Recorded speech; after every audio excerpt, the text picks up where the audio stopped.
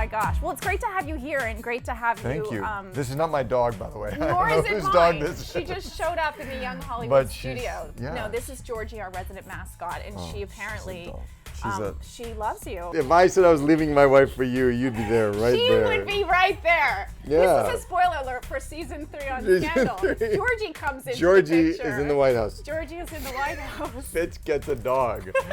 I mean, it wouldn't be so trouble far-fetched, ensues. would it? No, not at all. I'm sorry you have hair all over your shirt That's now, all right. too. It's fine. No, it's fine. So Carrie was in here, and we talked about, you know, all the people, sort of like politically and otherwise, who watched the show and have approached her. I know Michelle Obama watches the show. Yeah, she said right. Jamie Foxx. I know they work. They work together. Yeah. He's a huge Gladiator. Who has sort of been the most surprising person that's approached you and said they're a fan of the show? Yeah, well, like Carrie mentioned, you know, the thing that most shocked me was the people in Washington. Bye, Georgie. Leaving you. You know, I was in Washington in May, and everybody was obsessed with Scandal. Was this the White House? It was the White House Correspondents' Correspondents' Dinner, and I was shocked. I mean, these people who were really impressive people. Yeah, because you're a political guy. I mean, Yeah, you're I into love it, right? politics. Yeah. I'm really interested in it. I kind of know who they all are. Prior to the show. Yeah, Not even as a yeah, result of the show. no. Yeah. So it's a perfect kind of thing. Have you met President Obama? I know you've met Bill Clinton. Yet. Yeah, President Clinton. I met President Clinton briefly once. Yeah. I've not yet met President Obama. I saw him speak at the Boston Democratic Convention in '04. I was very close to the stage and saw this guy come out and give this speech, and I thought, oh my God, who is that guy? Really? And that was the So you know, that was famous speech that made his career. Yeah, but in person, So, I imagine too, it was that much more. it was intense. amazing. Yeah, it was really inspiring. He's a rock star. So anyway, yeah, that was the main thing. One thing I love about the show is, and I think this is part of Shonda's brilliance, there are those moments that you and Carrie have what you call the 1 minute. Right. As an actor, having that silence and having that being filled with all the stuff that you guys have, is that a harder thing to do as an actor? No. No, it's a great kind of gift to have the time to do that, and to be able to tell a story between actors by just kind of being together. Because one of the things about Scandal is there's always so much going on under every scene that's not said, particularly my scenes with Carrie. Right. You know, there's all this, and with everybody really, but particularly with us, there's so much unspoken story that we never get to communicate. We're always saying something else or being inhibited from saying what's really in our minds. So to have these 1 minute sequences where we can just be with each other communicating everything we want to share, that's beyond words.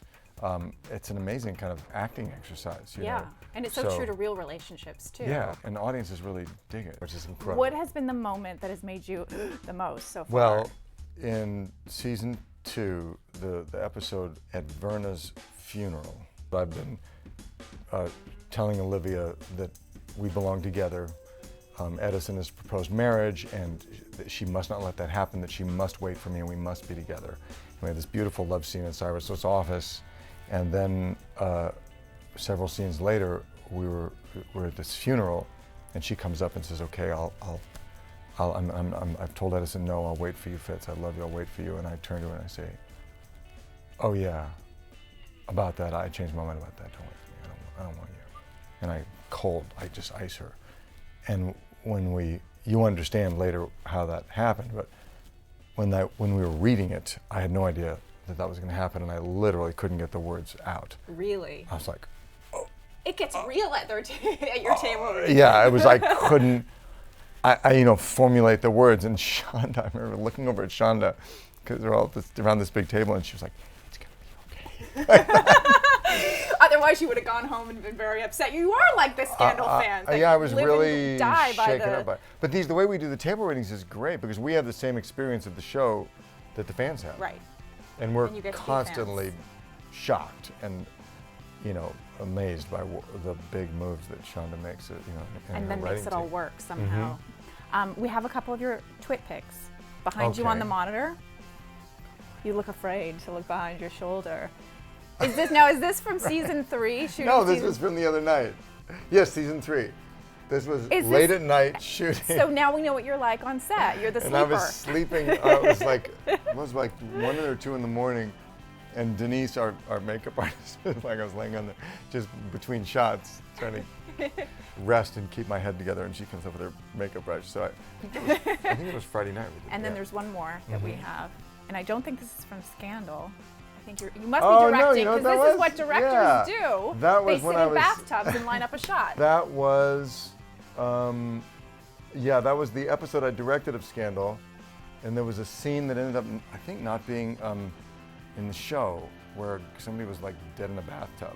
So yeah, so there's a reason why you're framing your face. Yeah, probably I'm just showing off, trying to pretend like I'm a director. So we have a game for you called Presidential Perks.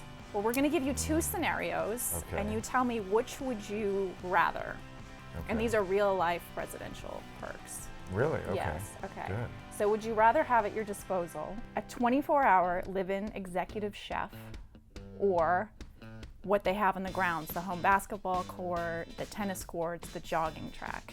The chef, without question. Why? Why would that be? I love to eat and I love food. Yeah, no, absolutely. Okay, I would might you live rather through it, have Air Force One or Camp David? Air Force One. Really? Oh, that'd be awesome. Where'd you go? Where was the first? Everywhere. Everywhere. Can you imagine? Yeah, private air travel in Air Force One especially.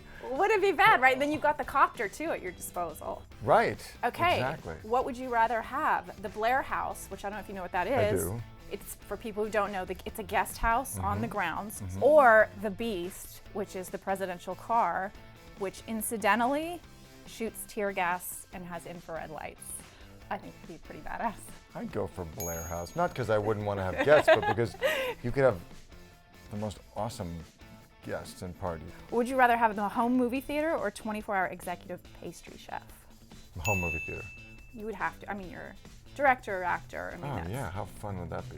And then last but not least, since you are the president, no one's going to say no, what one person, living or dead, would you invite to dinner to the White House? It would have to be George Washington. How cool would that be? It'd be Have awesome. George Washington at dinner.